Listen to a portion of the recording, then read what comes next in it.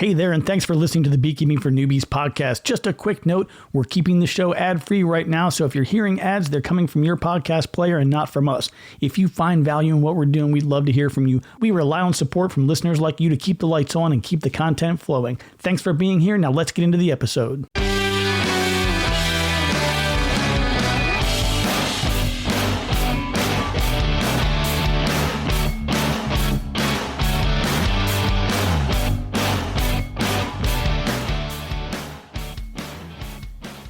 Hey everybody, good morning, good afternoon, good evening. Welcome to Beekeeping for Newbies. Thank you so very much for taking the time to listen. I do appreciate you. And as always, feel free to reach out, Jeff at beekeepingfornewbies.com. That's NEWBEES.com.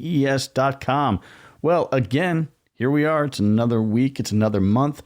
And this is what I affectionately would refer to as like the death month. February is always a challenging month in beekeeping because you're kind of in the home stretch. You're right there at the end of the winter, and all that hard work for the other, 10 months, I would say, like from April or so, March, April of the previous year, so 10 or 11 months, all the way up to now. And here you are, you're waiting, you're starting to see, like I think we were talking in the Discord room yesterday, the pollen alerts have started kicking in, and pollen.com, if you're not signed up, I'm not an affiliate, I get no money or anything like that, but if you sign up on pollen.com, put your zip code in, they'll email you every day and they'll let you know what's coming into bloom and why your nose is running and your throat's sore and all that kind of good stuff. So it's worth checking out. That's always my first indicator every year that things are about to get going. That's actually kind of like my Zyrtec alarm. But yeah, this is a tough month because the bees are coming up on the end of the resources. And, as bees start to catch those warm days, you get the days in the 50s and 60s. And, to them, they're thinking like, oh, okay, cool. It's time to start raising brood. It's time to start ramping up in the spring. And they kind of go back and forth because now you got some of the tree pollens and things are starting to come in. So they think it's time to rear brood. And then they try to do that. And then you have 2 or 3 weeks where it's in the 30s and the brood dies. I mean, it's a very vulnerable time. And it is a time to, you hear me say a lot, like, just leave them alone, leave them alone, leave them alone. We're getting into that time, and again, it depends on where you live. That time may have happened in January where you are. It might not be till next month in different places, but you do need to start thinking about being a bit aggressive here in the spring just to make sure you don't have any overwintering issues, any, at least last minute. I'll give you an example. You guys probably all know Cayman Reynolds. He does the big, bee honey show. Just did one out in Louisville, Kentucky, first week of January. And he shows up in my feed, I think it was yesterday, and I watched a video, and he's got these nukes. He's overwintering these nukes. And, that's a great example. I give people a hard time for feeding, not because there aren't scenarios where feeding makes sense. It's just it doesn't have to be a hobbyist beekeeper's go-to. It shouldn't always be like, okay, well, I've got to throw feed in. It's that time of year. Every year I have to put that stuff in November or whatever. He has overwintered nukes. They are already smaller. They have a smaller cluster. They have smaller space to store resources, and they have to make it just as long as any other colony would. That absolutely makes sense to feed those smaller colonies. So he was putting some pollen patties down. I think he might have had like an open feeder with some pollen sub or something like that. I don't know, but he's doing his inspections. And I remember the first one I saw in the video, I don't think there was more than maybe a half a frame of honey on it, something like that. So him being there to intervene was critically important. And you do need to do that with nukes. That is an area where you're going to have to take a little bit of a more proactive measure. But anyway, quick sidebar for that. I want to come back. I'm going to talk to you about today's discussion is why you only hear me talk about the Langstroth hive, right? There's a lot of options out there, and you hear me all the time. 8 frame, 10 frame, it looks like this. Here's a hive body, here's a frame, here's, foundation. But I'm never talking about the other things. So I want to go through the reasoning kind of behind that. But before we really dive in, I wanted to congratulate everybody because I don't know if you're aware of the Podcast Weekly that reports on various aspects of all the podcasts throughout the world. But this is 3 weeks running So special congratulations to all of you. 3 weeks running with you guys being the best looking listeners in the world. So you should be really proud of yourselves. That's an awesome accomplishment. And I appreciate you being here for that. All right, let me give you a couple of updates. And there's one more thing. I keep saying that, I feel like. But at the end, I'm going to talk about a subject that might be a tad bit sensitive. And I'm not even sure. I might not do it at all. I'm kind of on the fence here. We'll figure it out as we get there. I will give you a heads up if it's time to keep the kids away or whatever. But there's something that happened. And I don't know. I just feel like I want to talk about it and it's not bee related, but I'll give you a heads up when we get there, and it'll be at the very end in case you need to bail out. Okay, so a couple of admin things. The YouTube channel is really growing steadily, so I do appreciate all of you taking the time to go in there and check out some videos and things. But let me know what you need, because I have a list that I'm going to work off of this spring of just recording things that people have specifically asked about, and I want to make sure that we're getting your questions answered. So let us know on that one. And in line with that, I've started doing some writing. I actually wrote a long time ago. I did an op-ed for a paper once a week for about a year, and it was really fun. It was cool being able to just write about whatever I wanted to. But there's a lot of little quick bee topics that come up, and I'm trying to find a way to capture them and put them in one place, because I'm looking at my notes, for example, that I'm using this system that I absolutely love. It's a free software called Obsidian. Obsidian.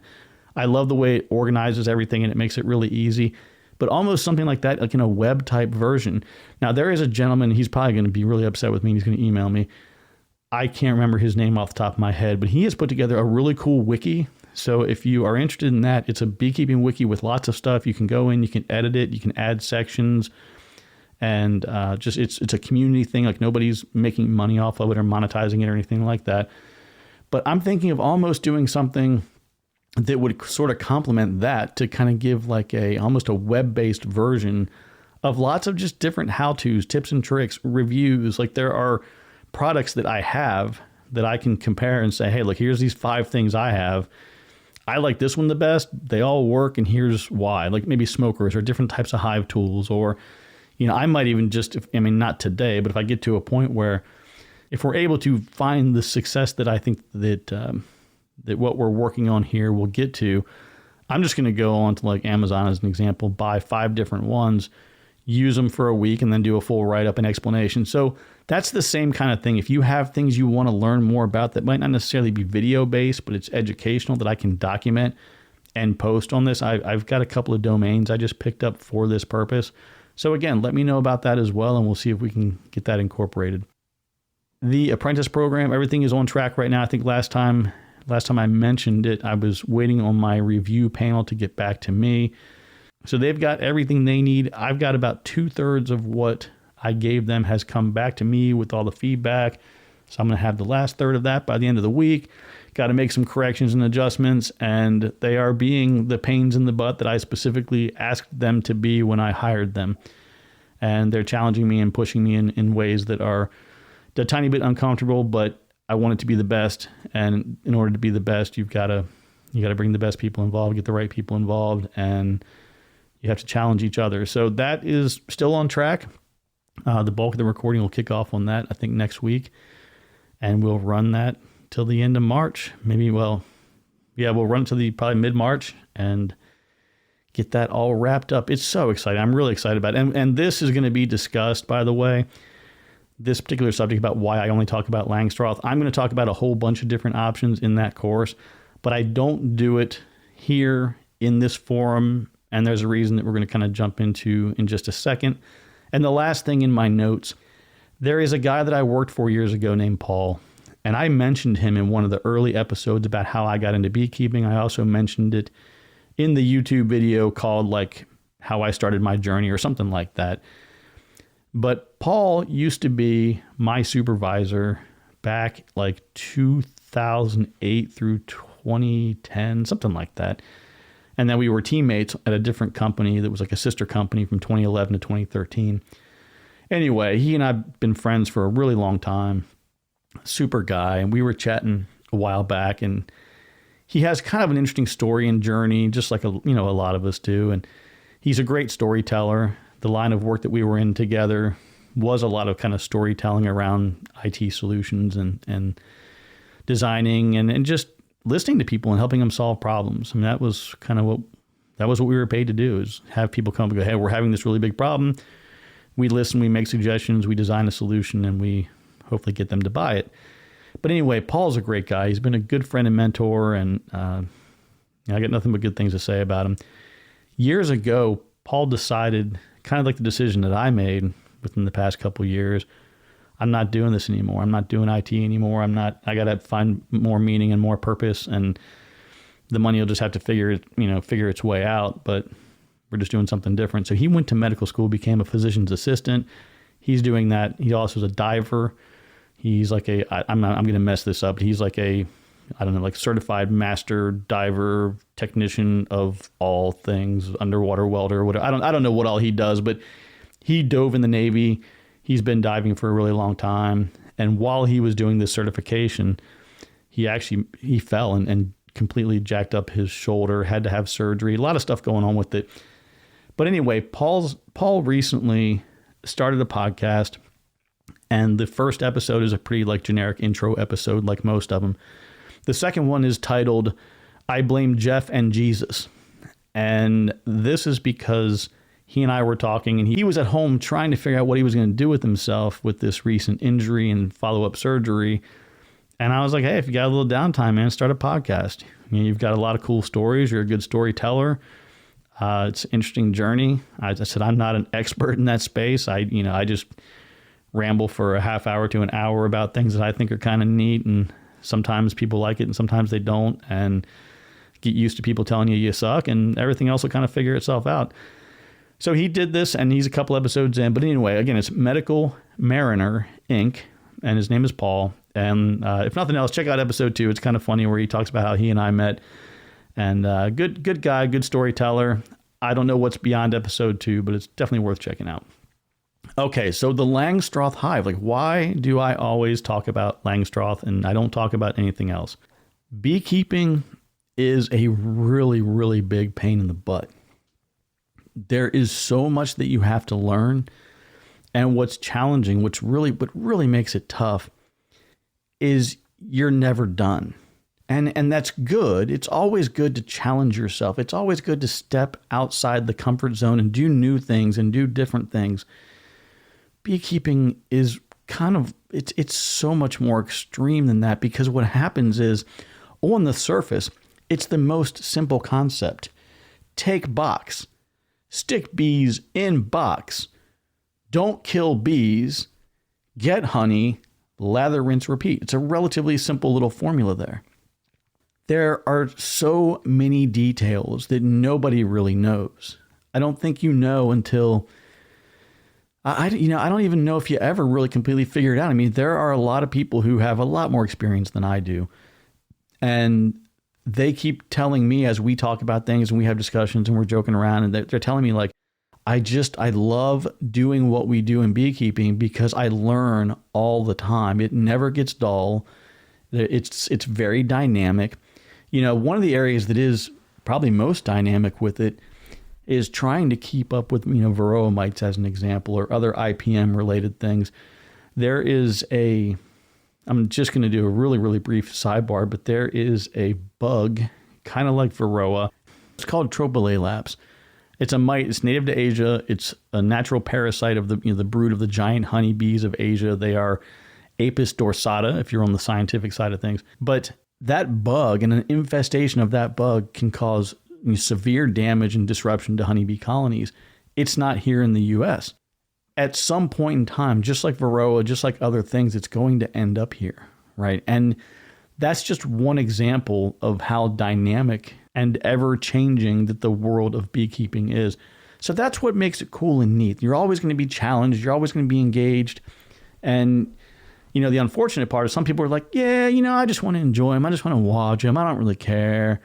You can't even get away with that. There was a time years ago, and I remember a friend of mine, telling me, he's like, yeah, I think I've got some bees still back in the back of the yard. I think a colony showed up last season. I think they're still there.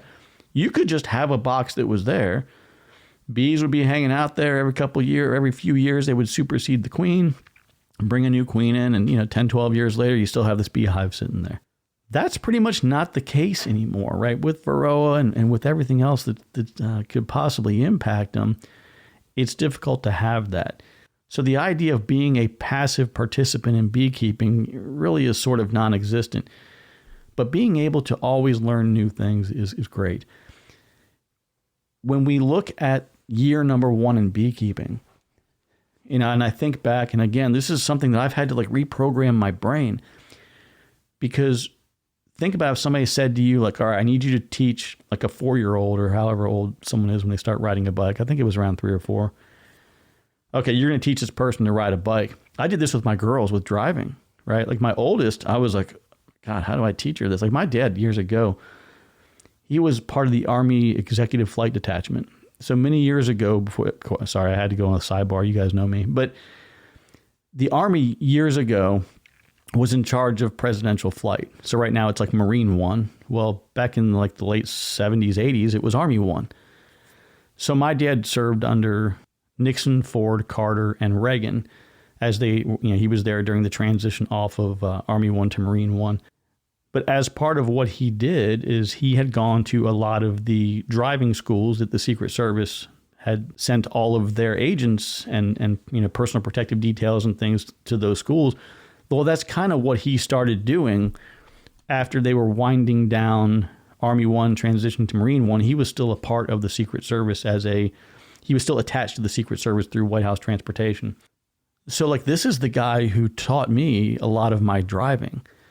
So we're literally, there's a thing I remember as a kid called a J-turn, where you back up really, really fast and then you slam the wheel hard to the right. And as you're doing that, you're taking it out of reverse and going into drive. I was doing it in a manual transmission vehicle, but you're whoa, kind of going backwards, slam the wheel, do the shift the other way and take off. So here I am at 15 and 6 months, 15 and 8 months, whatever it was. Now I'm learning how to do J-turns and how to break roadblocks and stuff like this. So this is the guy who taught me to drive. And I'm now with my 16-year-old or almost 16-year-old first daughter. And I'm like, ooh, how do we do this? Thinking back to all the old driver's ed days and all that kind of stuff. And so it's tricky. And this is exactly what I'm experiencing now with the apprentice course, where it's okay, flush your brain out, pretend like you know nothing. Okay, what is this box? What is this thing you're putting in the box? How many do you put in there? Why? Hey, somebody online said I only use 9 frames. Why would I only use 9? Stuff like that. So you're getting inundated with so much information as a new beekeeper that I've always felt if I start telling you hey, there's 5 different, I'm making it up, there's 5 different types of hives you can get. Just get whatever you like. Get whatever somebody at the bee club tells you or whatever. That's going to end up being, in my opinion, really bad advice. I recommend the Langstroth hive because it's really easy to use. You can get bigger and smaller boxes and frames depending on your physical ability or any limitations you might have. Parts are readily available, whether it's like I said, there was a guy at the old bee club who I used to go over, and he had a shed in his backyard and he had all this brand new hardware that he would stock, and it was great, really convenient. And, so whether it was buying from him or buying online, it was just very, very readily available. It's easy to scale. You can go from, let's say you decided you standardize on all medium hive bodies. You can really easily go from 2 to 3 to 6, and just keep stacking them up, right? The maintenance on it is relatively easy. Sometimes you need to do different scrubbing and cleaning activities and things like that. But it does a good job, for the most part, of mimicking what you would see in a tree. The bees do like to move vertically, as is indicated and evident by what you see them living in the wild, in hollowed out trees and those cavities and things like that. And that's where, honestly, I feel like the 8 frame really is a slightly better fit. And, in hindsight, I've had such good results with my 5 frame nukes, just stacking them vertically, that I think that if I were to start all over again, I would probably standardize on just 8 frame Langstroth hardware. And that would be really great, I think, for the home hobbyist type beekeeper. But anyway, with that, the mimicking of the hive, that's another just kind of bonus to it. But it's easy. It's easy. It's simple. It's very straightforward. There are challenges with it, obviously, and I'm not going to dive deep into all the challenges. We're going to cover it in the course, and I'll maybe take an excerpt from that and copy a video online so you can see some of my opinions on that. But that's the real reason. I don't want to inundate you with a whole lot of information on a whole bunch of things and then make you feel like you got to make a choice. Langstroth is a great approach for new beekeepers, and that's what I recommend. Just a quick reminder to check out our YouTube channel. You can play the podcast there, explore our videos, and find even more beekeeping content to help you along the way. If you enjoy what you see, please subscribe to the channel and let us know how we can help you on your beekeeping journey. Now, back to the show. Now, let's go ahead and take just a few minutes, and we're going to run through, and I'm going to mention a couple of other options. So you have a top bar hive, and it is exactly what it sounds like. You have just a top bar. So if you think about a regular frame that you would see in a Langstroth hive, it has a top bar, bottom bar, and two supporting sides. And then in the middle of that, you would have either a wax foundation or maybe a plastic foundation. And that same frame could be entirely made of plastic. It just depends on what you're using. The top bar hive just has the top bar. And that's very similar, I think, to like the Warre style hive as well. I think that the top bar, the Warre, the bee barn, I think a lot of those really operate on the same principle. I think, the bee barn, I think, is different. The bee barn is basically just like two deeps kind of stuck together, and you have one huge, massive frame. I think it looks super cool, but I'll go through all these real quick.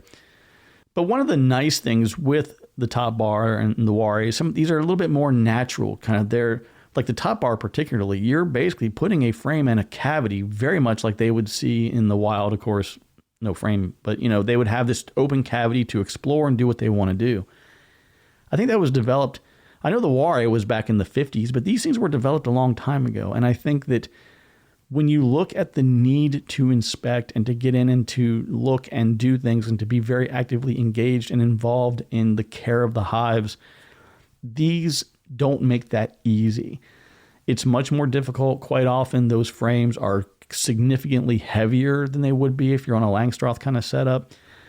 And again, the parts and availability of pieces and things, sometimes they're not necessarily standardized, or they are just a little bit more difficult to find.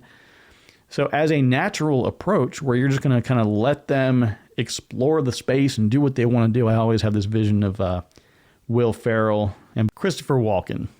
I'll be honest, fellas, it was sounding great, but I could have used a little more cowbell. So, let's take it again. And Gene. Yeah. Really explore the studio space this time. You got it, Bruce. I mean, really. Yeah. Explore the space. Okay. I like what I'm hearing. It gives them the opportunity to kind of move throughout and do whatever they want to do. And I do like that aspect of it. Now, there's also another one I wanted, and forget about whatever the brands are, different flavors of the same thing, but whether you call it a horizontal hive or the Layens hive or however you want to define it, the horizontal hives are actually kind of neat to me. I'm thinking from the mindset of somebody who might have a disability, like maybe you are in a wheelchair or you are in some kind of a mobile chair where you can't necessarily get up high to do things. If you could reach over, or you could reach to the side, or maybe lean forward. Yeah, I don't know. I'm trying to think about, this is a separate discussion that I had with Hives for Heroes the other day, and we were talking about accessibility and training around veterans and first responders that have disabilities. It was a really good discussion that we'll talk about at a different time when a few things come into place. But that's what I think about with the horizontal hive. The idea of having something that's really accessible, it's down low, particularly better, I would think, because I don't have any, but I would think it would be better for maybe teaching and training people or educating young children, people who want to be or are naturally just lower to the ground there or closer to the hive.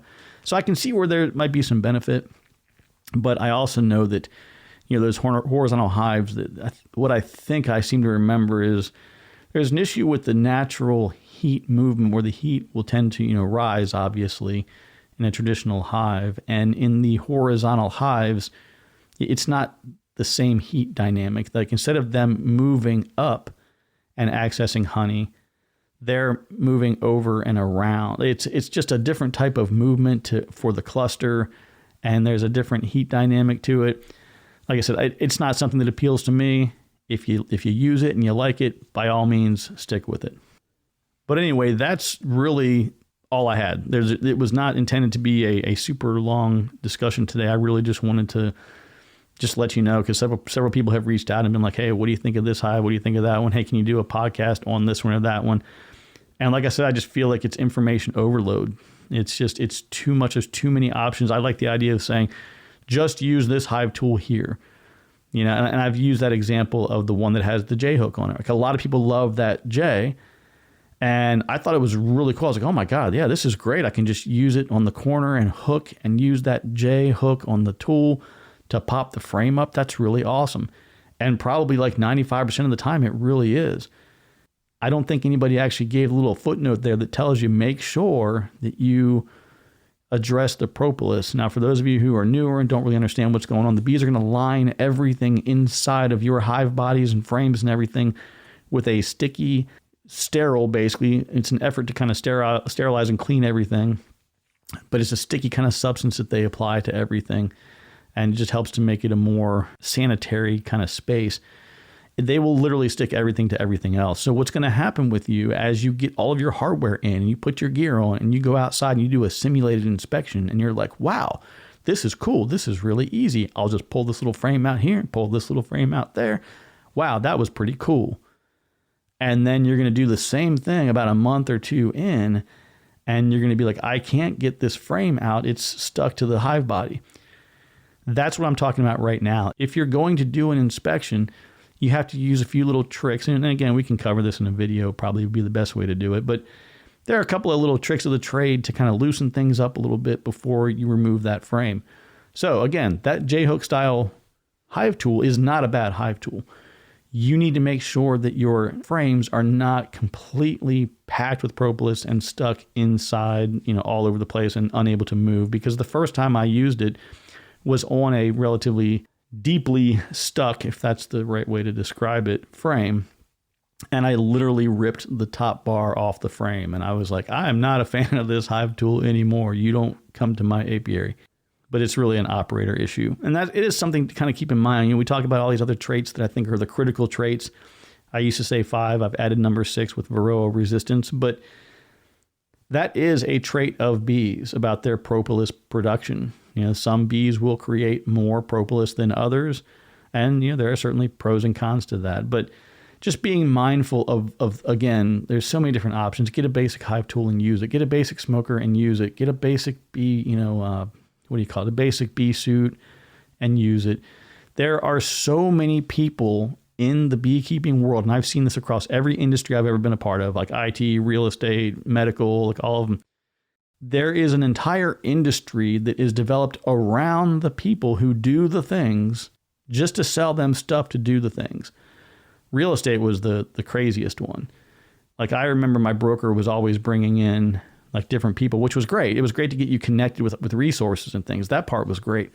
But you had people who do leads. You have people that come in and do staging.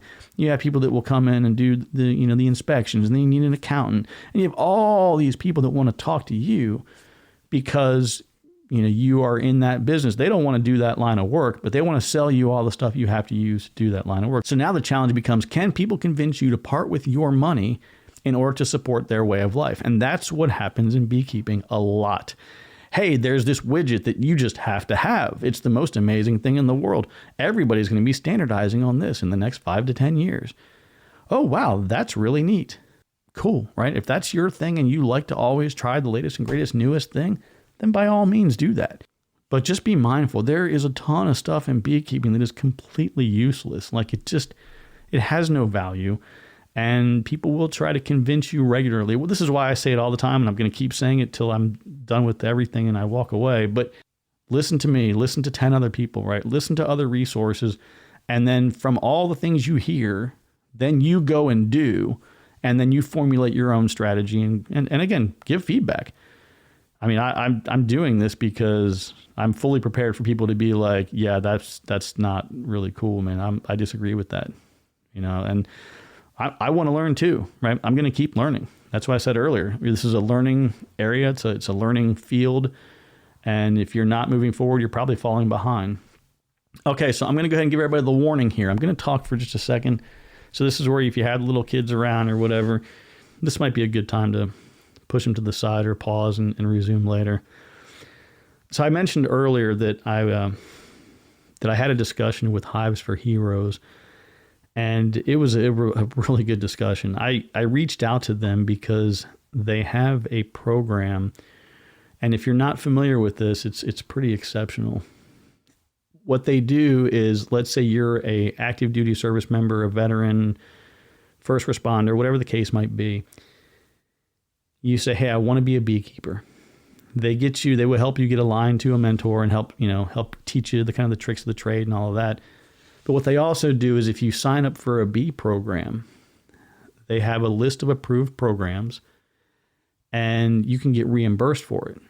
So you basically go sign up, you pay whatever the fee is, and you provide them with your DD-214 if you're military. I don't know what they require from other things. Maybe if you're a paramedic, maybe your National Registry paramedic or Virginia Department of Fire programs or whatever your state Department of Fire program certificates are. You may have to provide some kind of, obviously proof of service, but you send that information to them with your course completion and they're going to cut you a check. And it's really cool. It's really neat. And there's a lot of it that I'm really fascinated and impressed with. So I had the opportunity to catch up with one of the co-founders the other day. And I'm not going to go into the details of the discussion because anytime I really mention a person, particularly by name or the contents of a discussion that was had, I would prefer to have their consent. And I know that the gentleman would probably be like, absolutely, Jeff, talk all day long. If you're bringing positive attention to our organization, I'm all for it. I'm sure he would say that. But in the absence of having that dialogue and discussion with him, I'm not going to say who he is or the specifics of the conversation. But the focus of that organization, in addition to beekeeping and getting veterans involved in beekeeping, is we all kind of recognize the therapeutic value in beekeeping. And this is something I was going back and fixing mistakes in episodes. And I went back, I was listening, I think it was episode 49, if I remember correctly from my notes. I'd had kind of a discussion back then, and I kind of outlined this vision, this idea that I had. And that vision and idea is starting to come to fruition. And I think that we're going to have some kind of a partnership with Hives for Heroes. And I say that extremely, very, very loosely. So I want to make sure I'm crystal clear about this. I'm not endorsing them. They're not endorsing me. We're not exchanging logos. We're not exchanging Christmas cards. I'm not going to go to their kids' high school graduation. There's, it's not anything crazy right now. What we're trying to do is find ways that we can bring value to each other, complement the efforts and activities that we're both engaged in.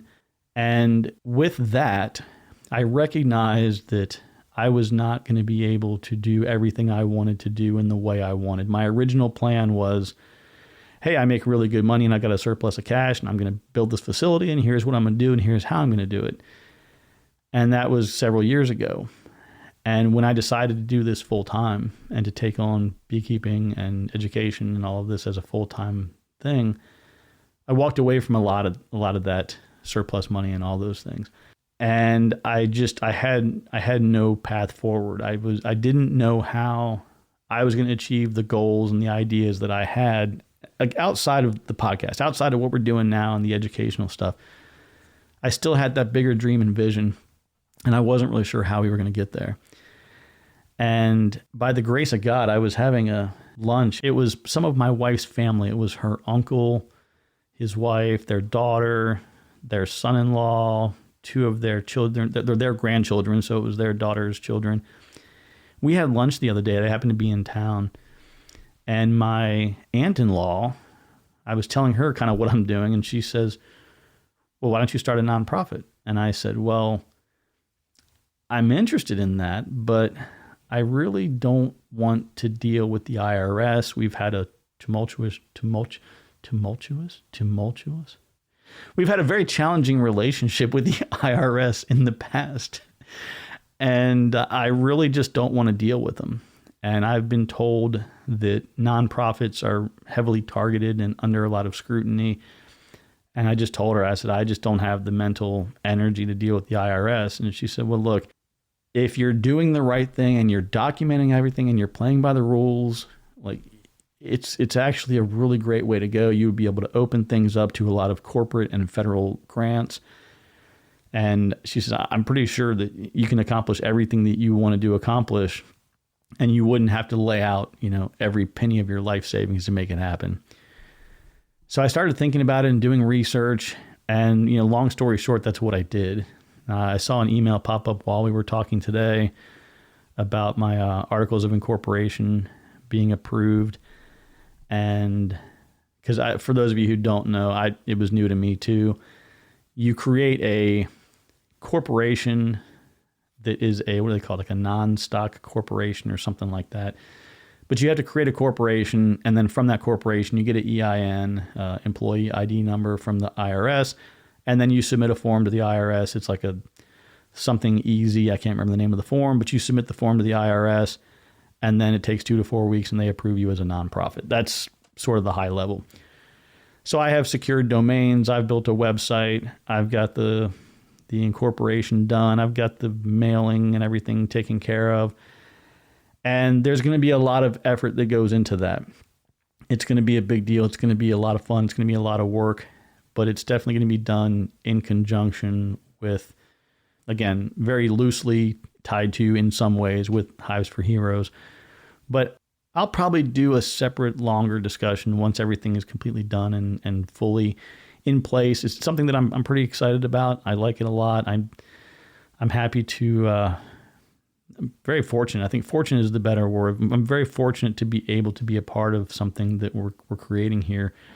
And essentially, what it's going to end up being is a facility that will allow for veterans, first responders, and people who are having some real serious challenges to do day-long, weekend-long, and even week-long retreats.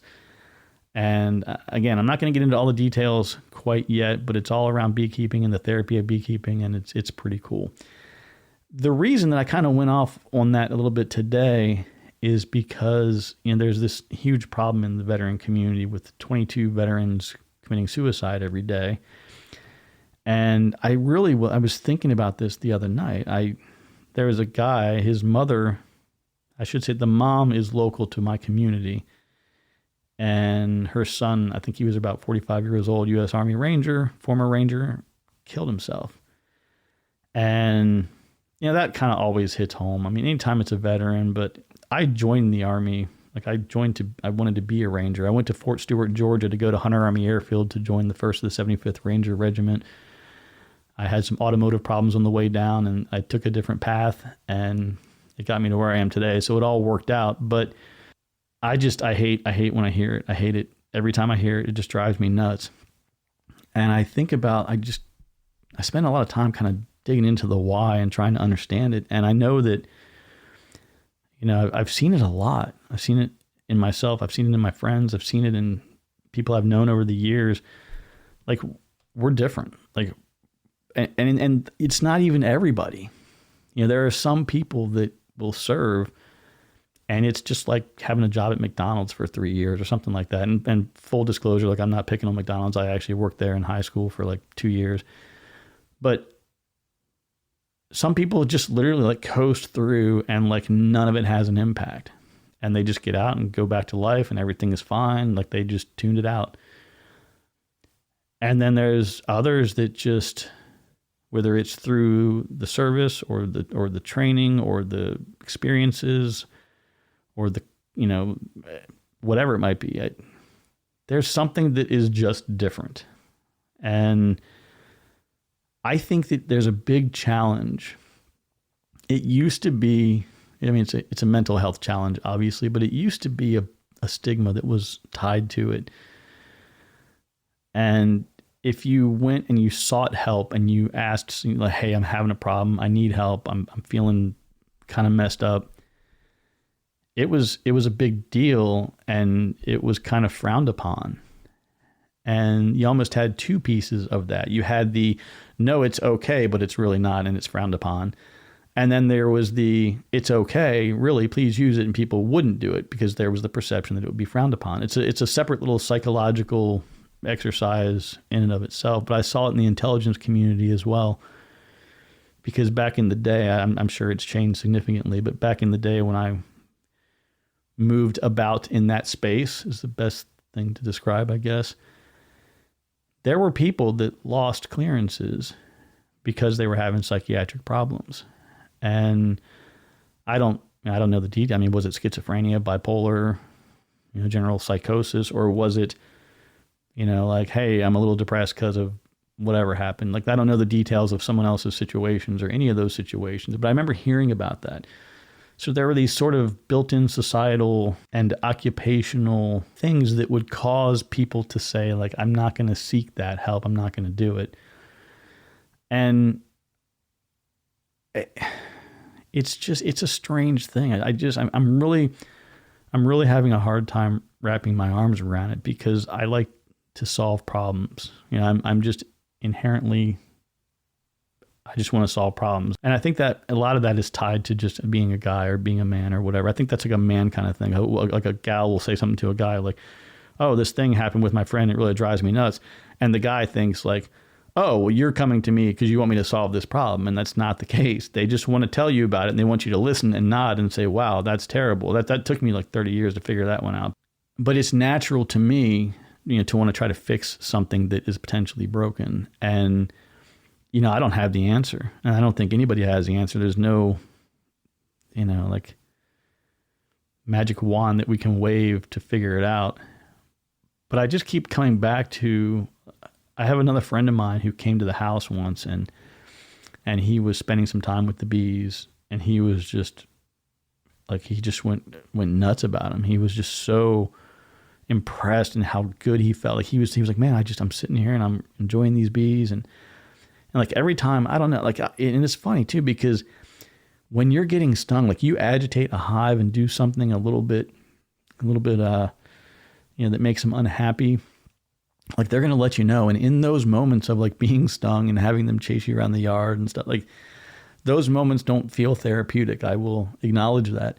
But I think that we're all kind of collectively on to something because there's at least something that can help. And I have this vision in my mind of trying to find a way with this type of outreach that I'd like to do. And some of these retreats that I want to set up about whether it's virtual or physically, bringing people in who can provide some on-site counseling. It's not meant to be a counseling session. It's meant to be bee therapy and learning about bees, but being able to be like, oh, and by the way, here's Marie. Marie lives locally and she's down here for the day. So if there's anybody has anything they'd like to talk about, Marie will be here all day. Feel free to pull her aside and she can spend an hour with you or whatever. I always have that mindset of nobody gets left behind, and I just don't want anybody to feel like they are left behind. And whenever something happens, like what happened with this young man I guess it's about a week ago or so, there's nobody to blame. It's not his mom's fault, his dad's fault. Like it's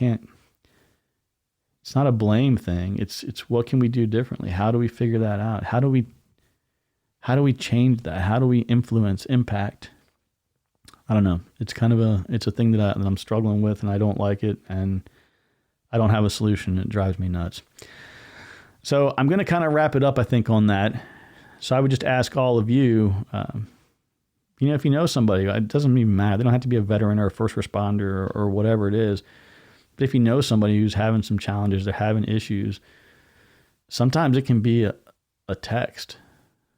Like sometimes it can just be a text that makes the difference. There's a friend of mine I messaged the other day, just out of the blue. I wanted to ask her about something and she was like, yeah, I was kind of thinking about it. And I was like, holy crap. Like, no, that's not an option. Like I just don't let those people go. Keep an eye on them. Drop them a note every now and then. Say hi. Let them know you're thinking about them. Share a funny memory you have with them from years ago, whatever it takes. But like I said, we're not going to solve this problem. But I don't know.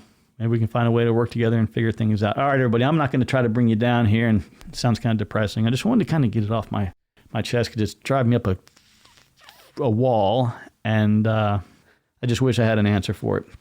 Okay, everybody. So next week, or I might even record it this week if I can, but we're looking at episode 130 coming up, single brood chambers versus double deep brood chambers. So this is a discussion that we've had, I think, casually before, but I'm going to dive in a little bit more and just kind of go through the differences between the two, some pros and cons, and it's not a super elaborate and in-depth kind of concept, but we'll talk about it a little bit, have a fun chat, and like I said, feel free to check us out at YouTube. It's just youtube.com/@beekeeping for newbies, NEWBEES. Same thing on the website, beekeepingfornewbies.com. And they got access to the Discord room. There's a link in the Discord room there, and there's links to that. There's a link to a new Pinterest account because I'm going to start pinning, but I don't have anything in it yet. So feel free to go in there and follow, but you don't have to. Nothing's going to be there for a little while. I got some other high priority projects I'm working on. But outside of that, folks, take care, be kind to one another. Remember that I love you. There's nothing you can do about it. We'll talk to you soon.